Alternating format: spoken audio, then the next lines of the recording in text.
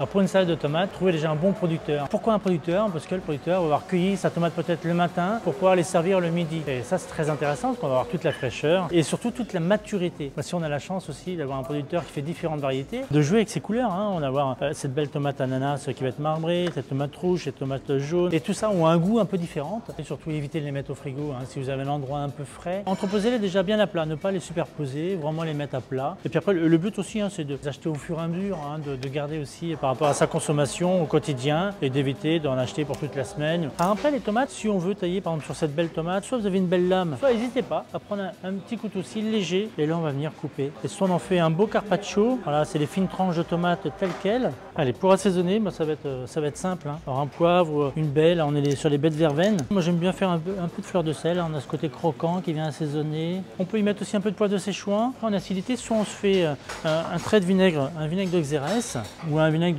de Reims vieilli en fût, ou soit on a aussi le verjus, donc le jus de raisin vert qui va ramener une acidité. On peut partir un tout petit peu, y mettre aussi en assaisonnement, j'aime bien aussi un tout petit peu de piment d'Espelette, léger, hein, attention. Alors tout ça, hein, c'est à équilibrer, on a mis une baie, on a mis 2 poivres, mais c'est pas pour ça que ça va remporter, on est vraiment sur le goût, le côté légèrement piquant, longueur en bouche, mais la tomate est là. Et puis une belle huile d'olive française, où on vient juste assaisonner tel quel. Quand on en est là, on a quasiment tout fait, hein. Mettez-les dans un endroit frais, encore une fois, les mettez pas au frigo. Si vous couvrez avec un papier film ou quelque chose, venez le percer, sinon ça va condenser, on va chauffer la tomate. Et puis là on peut y ajouter au dernier moment quelques feuilles de verveine, des feuilles d'estragon, de la mélisse, pourquoi pas des feuilles d'huile. Et ça c'est vraiment très intéressant. Voilà, on va retrouver aussi cette fraîcheur végétale qui va accompagner cette tomate.